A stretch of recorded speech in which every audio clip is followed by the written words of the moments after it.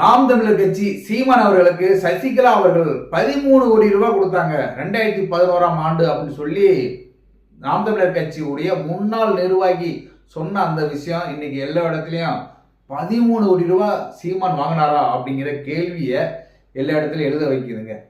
சரி, 2011 13 கோடி ரூபாய் சீமான் வாங்கினா இன்னைக்கு அவருக்கு 50 கோடி என்ன 100 கோடி ரூபாய் கூட தூக்கி கொடுக்கறதுக்கு ரெடியா இருக்கு கட்சிகள். திமுகவும் சரி, பாஜகவும் சரி, அதிமுகவும் சரி, எந்த கட்சிக்கு போனாலும் அவர் இன்னைக்கு 100 கோடி ரூபாய் கூட வாங்கலாம். அப்படி இருக்கிற அவர் ஏன் இப்ப யார்ட்டையும் பணம் வாங்காம தனித்தே நின்று தோல்வி அடைந்து கொண்டிருக்கிறார் அப்படிங்கிற ஒரு விஷயத்தையும் அந்த நிர்வாகி சொல்லவே கிடையாதுங்க. அதை பற்றி தான் நீங்க நம்ம வீடியோவில் பார்க்க போறோம். நாம் தமிழர் கட்சியுடைய முன்னாள் நிர்வாகி அப்படின்னு சொல்லி ஒரு கட்சி ஒன்று ஆரம்பிக்கிறார். கடந்த 1ஆம் தேதி புரட்சி தமிழன் சத்யராஜ் இருக்காரு. அப்படிதானே முன்னாடி இருந்து புரட்சி தமிழன் சத்யராஜ்னுவாங்க. அதுக்கப்புறம் புரட்சி தமிழன் பட்டத்தை கொண்டு எடப்பாடி கொடுத்தாங்க. எடப்பாடி கொடுத்தோம்னா அன்னைக்கு விமர்சனம் பண்ண ஆரம்பிச்சிட்டாங்க. என்னது புரட்சி தமிழன் சத்யராஜ் அவருடைய பட்டத்தை தூக்கிட்டு எடப்பாடி தராங்க அப்படின்னு சொல்லி பல பேர் பேசிக்கிட்டு இருந்தாங்க. இப்ப பட்டங்கள் கொடுக்கறதெல்லாம் போய் அந்த பட்டத்தவே அப்படி கட்சி ஆரம்பிச்சிட்டாரு இந்த நாம் தமிழர் கட்சியுடைய முன்னாள் நிர்வாகி. அவர் பேர் ராஜா அப்படிங்கிறவர்.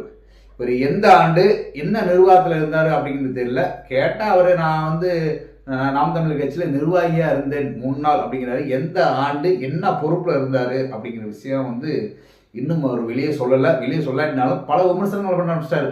சீமானை பற்றியும் சரி, அவரை பற்றியும் சரி. அதே தான் இன்னைக்கு 2011ஆம் ஆண்டு சசிகலா அவர்கள் 13 கோடி ரூபா சீமானுக்கு கொடுத்தாங்க அப்படிங்கிற விஷயத்த சொல்லியிருக்காரு. ஏன் கொடுத்தாங்க, எங்க கொடுத்தாங்க, எதற்காக கொடுத்தாங்க அப்படிங்கிற விஷயத்த சொல்லலை. அதே மாதிரி அதுக்கான ஆதாரங்கள் இருக்கு அப்படிங்கிற விஷயத்த சொல்லலை.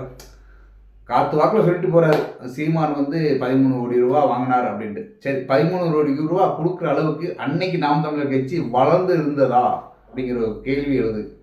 சரி, 13 கோடி ரூபா கொடுக்குறாங்கன்னா என்ன காரணத்துக்கு கொடுத்தாங்க? இல்லை கட்சியை டெவலப் பண்ணுங்க அப்படின்னு கொடுத்தாங்களா? இல்லை கட்சியில் எனக்கு ஒரு முக்கிய பொறுப்பு ஒன்று கொடுத்தாங்களா? இல்லை கட்சியை கொண்டு அதிமுகவுடன் இணைத்து விடுன்னு சொல்லி கொடுத்தாங்க? எந்த காரணத்துக்கு கொடுத்தாங்க அப்படிங்கிற விஷயத்த சொல்லலை. சரி, அன்னைக்கே சசிகலாட்ட 13 கோடி ரூபா வாங்குறாரு அப்படின்னா இன்னைக்கு அவர் போய் கர்நாடகாலே போதும் பாஜக கோடிக்கணக்கில் கொடுத்துட்டு எங்கள் கூட்டணிக்கு வான்னு சொல்றதுக்கு ரெடியா இருக்கு. திமுகவும் இருக்கு. திமுகவும் உனக்கு இத்தனை கோடி கொடுக்குறேன், நீ கட்சி விட்டு விளையாடு அப்படின்னு சொல்றது கூட இருக்கு. அதிமுக உனக்கு எத்தனை கோடினாலும் கொடுக்குறேன், என்னோட கூட்டணி சேரு அப்படின்னு சொல்றதுக்கு இருக்கு. அத்தனை பேர்த்தையும் உதாசீனப்படுத்திட்டு அவர் நான் தனித்து தான் இருப்பேன் அப்படின்னு சொல்லி நின்றுக்கு இருக்காரு. தோல்வி அடைஞ்சிருக்காரு, தனித்தான் நின்றுக்கு இருக்காரு. கேட்டால் தமிழ் தேசியத்தை நான் முன்னெடுத்து போயிருக்கேன்றார். சரி, இவருக்கு ஒரு பக்கம் போய்க்கிருந்தாலும் இந்த புரட்சி தமிழன் கட்சி அந்த கட்சியுடைய கொள்கைகள் அப்படின்னு பார்த்தா அவர் கட்சி ஆரம்பிச்சோம்னா ஒரு 9 தீர்மானங்கள் போறாரு. 9 தீர்மானங்கள்ல முதல் தீர்மானம் அப்படின்னா ஜாதி வெறி கணக்கெடுப்பு தமிழகத்தில் நடத்தப்பட வேண்டும் கண்டிப்பா அப்படிங்கிறாரு. அதுக்கு அடுத்து டாஸ்மார்க்கை ஒழிக்க வேண்டும் அப்படிங்கிற விஷயத்தை வைக்கிறாரு.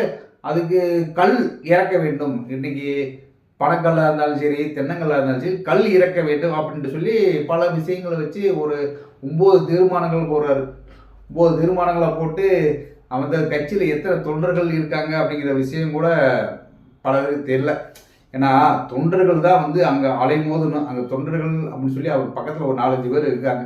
அவங்கள வச்சு ஒரு ப்ரெஸ் மீட்டிங் நடத்தி அதில் இவங்க பேட்டி கொடுக்க ஆரம்பிச்சிட்டாங்க. இதில் என்ன காரணம் அப்படின்னு பார்த்தா கடந்த ஒரு 50 ஆண்டுகளாக திராவிட கட்சிகள் தமிழகத்தில் ஊழல் ஊழல் ஊழல் ஊழல் ஊழலாம் செய்து நாட்டை சீர்படுத்திட்டாங்க. அது மட்டும் இல்லாமல் மத்திய அரசிடம் அவங்க அடிமைத்தனமாக இருக்காங்க. இதெல்லாம் ஒழிக்கப்பட வேண்டும். அதனால தான் நாங்கள் கட்சி ஆரம்பிச்சிருக்கோம். எங்களுடைய கட்சியுடைய முதல் கொள்கை அப்படின்னு பார்த்தா தமிழ் தேசியத்தை முன்னிலைப்படுத்துகிறோம் அப்படிங்கிறார். இதைத்தானே நாம் தமிழர் கட்சியும் தமிழ் தேசியத்தை முன்னிலைப்படுத்துகிறோம்னு போய்க்கிருக்கு. அப்போ இவரும் நானும் தமிழ் தேசியத்தை முன்னிலைப்படுத்துகிறேன் அப்படின்னு சொல்லி அவர் போய்கிட்டு இருக்கார். சரி, போய்கிருக்காரு அப்படின்னு பார்த்தா இவர் யாருக்கு எதிராக கட்சி ஆரம்பித்திருக்கிறார் அப்படிங்கிற ஒரு விஷயத்தை பார்த்தா நாம் தமிழருக்கு எதிராக கட்சி ஆரம்பித்திருக்கிறார் அப்படிங்கிற விஷயம் தெரிய வருது. ஏன்னா முதல் ஒரு பேட்டிலே என்ன பண்ணுறோன்னா எல்லாமே சீமானவே விமர்சனம் பண்ணுறார். சீமானவே ஃபுல்லாக விமர்சனம் பண்ணும்போதே தெரியுது இந்த புரட்சி தமிழன் கட்சி அப்படிங்கிறது வந்து சீமானுக்கு எதிரான கட்சி அப்படிங்கிறது ஒரு முத்திரையை குத்திடலாம். அவர் முதல் வார்த்தையை என்ன சொல்றாருன்னா, சீமான் தன்னை சுற்றி இருப்பவர்களுக்கு மட்டும்தான் ஒரு முன்னேற்றத்தை கொடுக்குறாரு, தன்னை வளர்த்துக்கிறாரு, தான் மட்டும் வளரணும் அப்படின்னு சொல்லி வளர்த்துக்கிறாரு. அதே மாதிரி அடுத்தவங்க தன்னை சுற்றி இருக்காங்க பார்த்தீங்களா, அவங்களுக்கு மட்டும்தான் வந்து மேலோங்கி வர்றாரு. அடிமட்ட தொண்டர்களை கண்டுக்கிறதே இல்லைப்பா. அடிமட்ட தொண்டர்களாகவே இருக்காங்க அப்படிங்கிறாரு. அப்போ திமுகவும் சரி அதிமுக சரி எல்லா கட்சியிலும் வந்து அடிமட்ட தொண்டர்கள்லாம் வந்து ஹரியானைக்கு வந்துடுவாங்களா, இல்லை மினிஸ்டர் ஆகிடுவாங்களா, இல்லை பெரிய பெரிய பதவிக்கு வந்துட முடியுமா? அவர் சொல்கிறார், ரைட், அடிமட்ட தொண்டர்களாக தான் இருக்காங்க அப்படிங்கிறாரு. அதுக்கடுத்து சீமான் என்ன செய்கிறாருன்னா, பல கட்சிகிட்ட வந்து லஞ்சம் வாங்குறாரு. இப்போ பெரிய பெரிய கட்சி இருக்குது பார்த்தீங்களா, அந்த கட்சிக்காரங்க பெரிய பெரிய கம்பெனிக்காரங்கிட்டலாம் வந்து பணம் வாங்குறாரு. அந்த பணத்தை வாங்கி என்ன செய்கிறாருன்னா, அவருடைய வேட்பாளரை அவங்களுக்கு ஏற்ற மாதிரி அறிவிக்கிறாரு. அவங்க ரைட், உன்னுடைய கேண்டிடேட் இதா, அவங்களுக்கான ஒரு டஃப்பான கேண்டிடேட் இல்லாமல் புதுசாக ஒரு வேட்பாளர் கொண்டு வந்து அங்கே நிறுத்துறாரு. இந்த மாதிரி வேலையெல்லாம் செய்கிறாரு. அதே மாதிரி அவருக்கு வந்து வெளிநாட்டிலேருந்து தமிழர்கள் இருக்காங்க பார்த்தீங்களா, அவங்க தமிழர்கள்லாம் வந்து கோடிக்கணக்கில் பணம் அனுப்புகிறாங்க. அந்த பணத்தை ஃபுல்லாக வந்து சீடி, இதெல்லாம் பழசு, எல்லோரும் இந்த கதையை சொல்லிக்கிட்டே தான் இருக்காங்க. அந்த கதையை தான் இவரும் சொல்கிறாரு.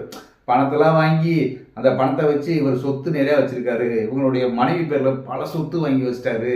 இவர் தேசியம் தமிழ் தேசியம்ன்றாரு, தமிழ் தேசியத்தை முன்னிலைப்படுத்துவேன்றாரு. ஆனால் தமிழ் தேசியத்தை பற்றி ஒன்றும் பேச மாட்டாரு. தமிழ் தேசியத்தை வார்த்தையில் தான் பேசுகிறாரு.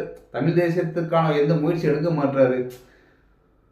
சும்மா அந்த புளிச்ச மாவுனாங்க பார்த்தீங்கன்னா, அந்த புளிச்ச மாவு மாதிரி தான் இந்த புதிய புரட்சி தமிழர் கட்சியே பேசுகிறாரு. அவர் புதுசாக என்ன சொன்னார்னா, அவர் பேசின விஷயத்துல வந்து இந்த 13 கோடி ரூபா சசிகலா கொடுத்தது தான் அவர் வந்து புதுசாக ஒரு ட்ரெண்டை உருவாக்கிட்டு இருக்காரு. மற்றபடி பார்த்தோம்னாக்க அதே சீமான் கட்சியை அவரை வளர்த்துக்கிறாரு. அப்புறம் தொண்டர்களை மதிக்கிறது இல்லை. அப்புறம் அவருக்குன்னு தொண்டர்கள்னு ஒரு பிரச்சனை வந்துச்சுனாக்கா அந்த தொண்டர்கள் பிரச்சனையை போய் என்னன்னு பார்க்கறதில்ல. உடனே தொண்டர்களை வந்து விலைக்கு விட்டுறாரு. விலைக்கு விட்டுட்டு இவருக்கும் கட்சிக்கு சம்மந்தம்ன்றாரு. ஓ, அப்போ இதே மாதிரி ஏதோ பிரச்சனை பண்ணியிருப்பார் போலருக்கு. இவர் பிரச்சனை பண்ணதுனால இவர் கட்சி விட்டு விலைக்கு இருக்காரு. அந்த கட்சி விட்டு விளக்குறதுனால கோபத்தில் வந்து இவர் கட்சி ஆரம்பிச்சிருக்காரு. அதெல்லாம் இது ஒரு பாயிண்டாக வைக்கிறார். ஏன்னா தொண்டர்களுக்கு வந்து இவர் எதுவுமே பண்ணுறதில்லைன்னு இந்த மாதிரி பல பேர் வந்து கட்சி ஆரம்பிச்சிட்டாங்க. ஆனால் இங்கே சசிகலாவுக்கு 13 கோடி ரூபா கொடுத்தாங்கன்னா அதுக்கான காரணத்தை சொல்லலை. அவர்கிட்ட காற்று வாக்கில் வந்ததில் போகிறார். ஏற்கனவே வந்து விஜயலட்சுமி வந்து எப்போ பார்த்தாலும் சீமானை வந்து ஏதாச்சும் சொல்லிக்கிட்டே இருக்கேன். அதே மாதிரி தான் இவர் ஏதாச்சும் வந்து புதுசாக ஆரம்பிச்சிருக்காரு. இவருடைய நோக்கம் அப்படின்னு பார்த்தா, புரட்சி தமிழன் கட்சியுடைய நோக்கம் அப்படின்னு பார்த்தா சீமானை எதிர்ப்பது அப்படிங்கிறது மட்டும் சரியாக தெரியுதுங்க.